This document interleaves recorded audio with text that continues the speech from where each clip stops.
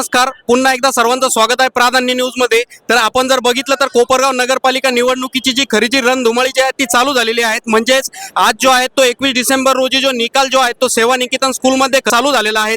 आपण जर प्रामुख्याने या ठिकाणी सर्वात आधी जर बघितलं तर या ठिकाणी पोलीस अधिकारी जे आहेत त्यांचा या ठिकाणी खरं तर कडेकोट बंदोबस्त जो आहे तो या ठिकाणी खरं तर चालू झालेला आहे।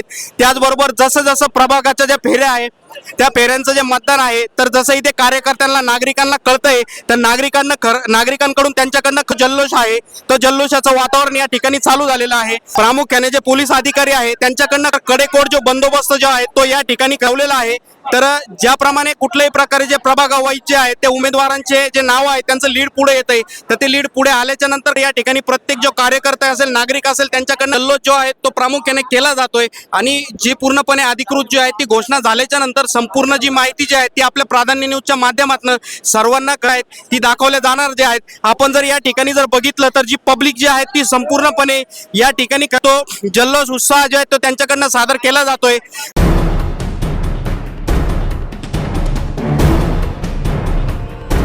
प्रत्येकाकडनं खरं तर प्रत्येक प्रभागाकडनं कोण विजय होणार तर याची सर्वांना उत्सुकता जी आहे ती नागरिकांना कार्यकर्त्यांना प्रामुख्याने त्यांना सर्वांना लागलेली आहे। तर लवकरात लवकर ही संपूर्ण जी माहिती जी आहे ती प्रामुख्याने प्राधान्य न्यूजच्या माध्यमातून सर्व प्रेक्षकांना लवकरात लवकर कळवण्यात येईल। तुर्तास घेऊया थोडासा ब्रेक। रिपोर्ट प्रमोद पवारसह कॅमेरामन शिवकुमार इंगळे, प्राधान्य न्यूज कोपरगाव।